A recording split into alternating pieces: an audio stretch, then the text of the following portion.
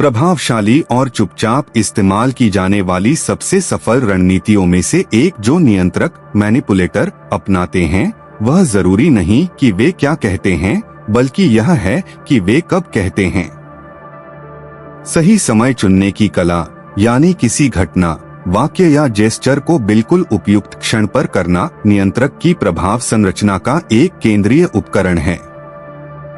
वे सहज रूप से या जानबूझकर समझते हैं कि किसी वाक्य, निर्णय या इशारे का असर उस व्यक्ति की भावनात्मक स्थिति पर निर्भर करता है जिस पर वह लक्षित किया गया है।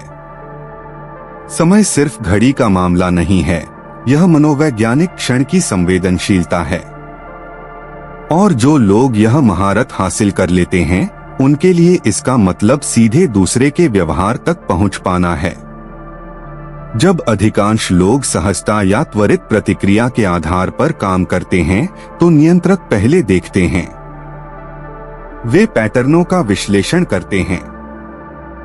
वे शब्द सुनते हैं, पर शब्दों के बीच के खामोशियों को भी परखते हैं। वे शारीरिक भाषा, थकान के संकेत, संदेह या भय की सूक्ष्म भाव भंगिमाओं को नोटिस करते हैं।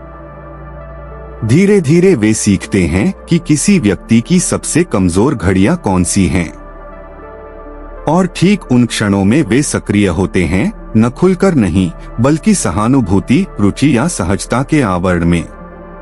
इसलिए अक्सर उनकी दखलंदाजी मैनिपुलेशन के रूप में अनदेखी रह जाती है और केवल संयोग, समझदारी या समर्थन लगती है। नियंत्रक का समय चुनना आकस्मिक नहीं होता, यह सर्जिकल रूप से गणना किया गया होता है। इसका एक क्लासिक उदाहरण दुरुपयोगपूर्ण संबंधों में मिलता है। कल्पना कीजिए एक बहस की, जहां पीड़ित आखिरकार किसी सीमा को लागू करने की ताकत पाता है या किसी विषैले व्यवहार को खरोखर पूछता है। यदि नियंत्रक महसूस करता है कि वह नियंत्रण खोने वाला है, तो वह सीधे तर्क नहीं करेगा। इसके बजाय वह चुप हो जाएगा। वह एक अनुपस्थिति, मौन या पीछे हटने का क्षण पैदा करेगा। और फिर अगले दिन या जब उसे लगे कि पीड़ित भावनात्मक रूप से थका हुआ या असुरक्षित है, वह वापस आ जाएगा, स्नेह, यादों या खुश पुराने समय की स्मृति के साथ। बातचीत वहीं से आगे नहीं बढ़ती जहां रुकी थी। फोकस बदल जाता है, तनाव घुल जाता है। नहीं क्योंकि समस्या सुलझ गई हो, बल्कि क्योंकि रणनीतिक रूप से उसे किसी दूसरे तरह के भावनात्मक जुड़ाव से बदल दिया गया। उस मोड़ पर इस समय ने ध्यान हटाने और प्रतिरोध को विघटित करने में निर्णायक भूमिका निभाई। समय का एक और सामान्य इस्तेमाल इनाम से जुड़ा होता है। नियंत्रक तब अनुमोदन, स्नेह या ध्यान देते हैं जब दूसरा व्यक्ति सबसे ज्यादा जरूरत में होता है। यह कोई मुफ्त इशारा नहीं होता, यह एक सुदृढ़ीकरण है। जैसे पशु प्रशिक्षण में व्यवहार को आकार देने के लिए पुरस्कार को सही क्षण पर देना आवश्यक होता है। यदि कोई असुरक्षित महसूस कर रहा है और नियंत्रक उसी वक्त प्रशंसा, स्पर्श या मान्यता देने वाली टिप्पणी करता है, तो आभारीपन और राहत की अनुभूति असमान रूप से तीव्र होगी। पीड़ित उस व्यक्ति को भावनात्मक पीड़ा से राहत के साथ जोड़ने लगता है और समय के साथ यह निर्भरता पैदा कर देता है। समय की चाल आलोचना में भी दिखती है। नियंत्रक शायद ही कभी खुले तौर पर तब आलोचना करते हैं जब दूसरा मजबूत हो, समर्थन से घिरा हो या अच्छे भावनात्मक स्थिति में हो। वे सबसे कमजोर क्षण का इंतजार करते हैं। यह कोई गलती के बाद, पेशेवर असफलता के बाद, नुकसान या किसी संबंध के टूटने के बाद हो सकता है। उस समय व्यक्ति अधिक संवेदनशील होता है। आलोचना कम प्रतिरोध के साथ प्रवेश करती है और अक्सर आसानी से आत्मसात हो जाती है।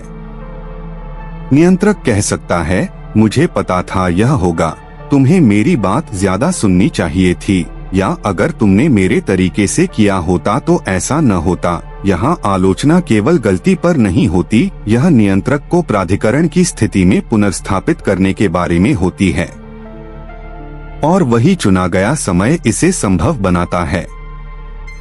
सामाजिक संदर्भों में नियंत्रक ठीक वह वक्त जानते हैं जब किसी बातचीत में दखल देकर परिस्थितियों को पलटा जा सकता है। जब वे देखते हैं कि कोई व्यक्ति लोकप्रियता या शक्ति हासिल कर रहा है, वे फोकस बदल देते हैं, कोई मजाक घसीटते हैं, कोई भावनात्मक विषय लाते हैं या सूक्ष्म असुविधा पैदा कर देते हैं। ये सब सही समय पर किया जाता है ताकि गतिशीलता को बदला जा सके बिना यह दिखाए कि यह जानबूझकर किया गया था। वे चिल्लाते नहीं, सीधे बाधित नहीं करते।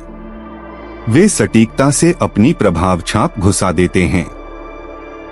दखल का समय ही मैनिपुलेशन की सफलता सुनिश्चित करता है। इस समय कुशलता में अनुमान लगाने की क्षमता भी जुड़ी होती है।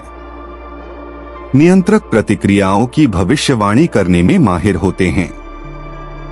वे देखते हैं कि कोई व्यक्ति तनाव, अकेलापन, प्रशंसा या अस्वीकृति पर कैसे प्रतिक्रिया देता है।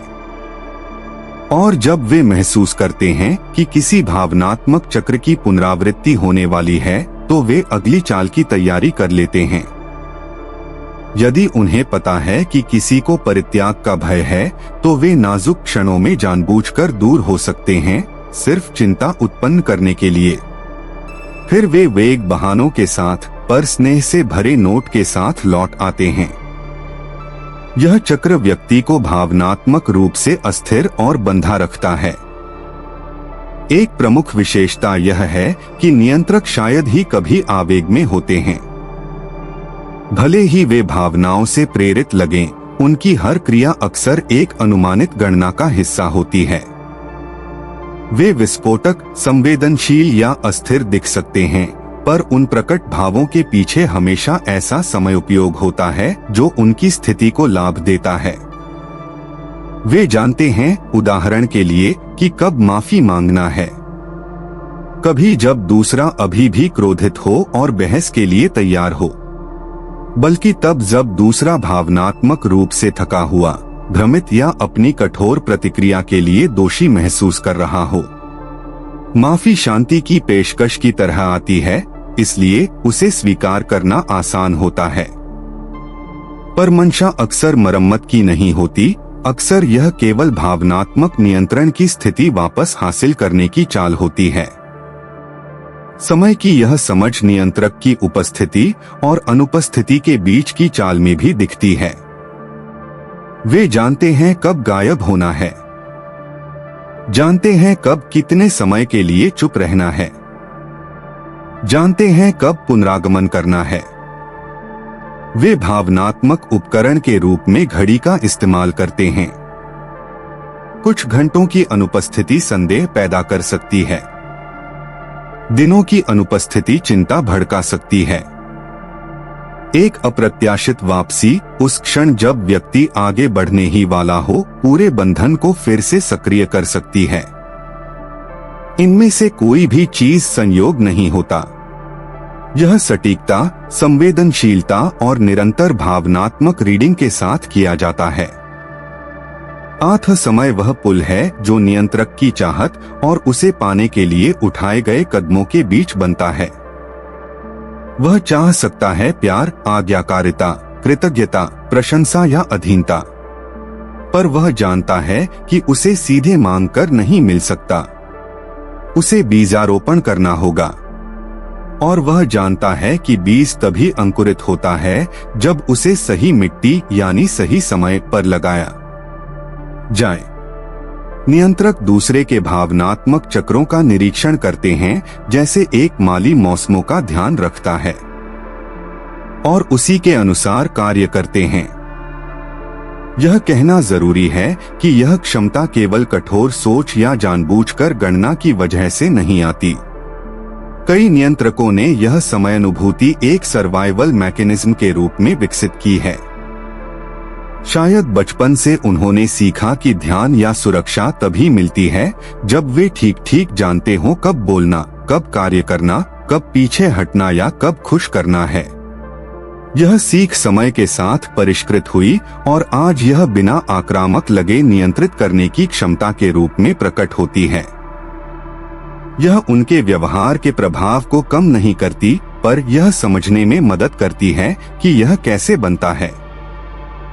दूसरी ओर पहचानना कि समय का इस्तेमाल किया जा रहा है मुश्किल होता है, क्योंकि अलग अलग क्रियाएं खुद में गलत नहीं दिखती।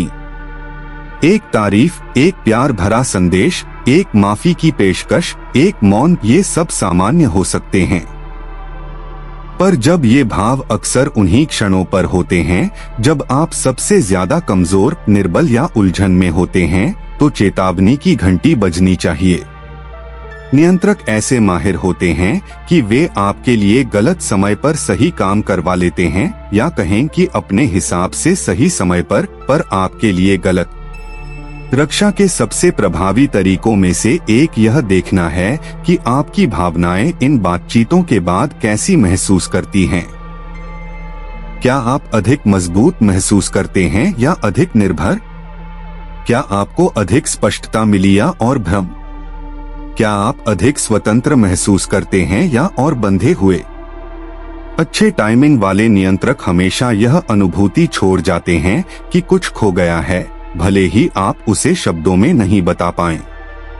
ऐसा महसूस होता है जैसे आपने बिना महसूस किए जगह दे दी हो, जैसे आपने किसी चीज से सहमति दे दी हो बिना सचमुच चुने हुए।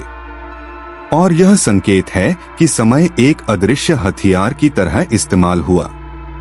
स्वायत्तता वापस पाने के लिए इस चक्र को तोड़ना जरूरी है। इसका मतलब अन्य चीजों के साथ साथ दूसरे के समय पर तुरंत जवाब देने से इनकार करना भी है। यदि नियंत्रक तब आता है जब आप कमजोर हैं, तो तुरंत जवाब न दें। प्रतीक्षा करें, संतुलन लौटाएं, स्पष्टता वापस लें, फिर जुड़े। यदि वह तेज फैसलों के लिए दबाव डालता है तो धीमा कर दें। कहें कि आपको समय चाहिए। नियंत्रक के भावनात्मक समय से खुद को अलग करना उसकी प्रभाव शक्ति को न्यूट्रलाइज करने के सबसे प्रभावी तरीकों में से एक है।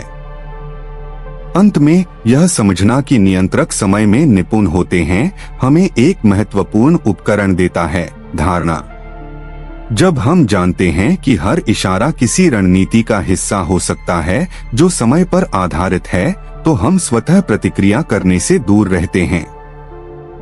अवलोकन हमारी रक्षा बन जाता है और विराम हमारी ढाल, क्योंकि जब कोई आपको समय के जरिए नियंत्रित करने की कोशिश करता है, तो प्रतिरोध का सबसे बड़ा कार्य अपना स्वयं का तालमेल वापस लेना ही है।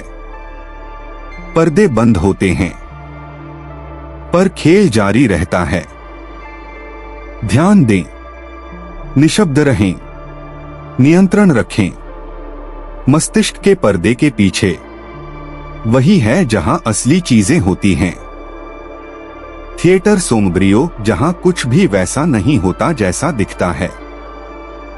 यदि मंच ने आपको कुछ ऐसा दिखाया जिसे आप कभी नहीं देख पाए थे, चुप न रहें, लाइक करें, उनके साथ शेयर करें जो अभी भी अंधेरे में जी रहे हैं, और सब्सक्राइब करें पहले कि पर्दे पूरी तरह बंद हो जाएं।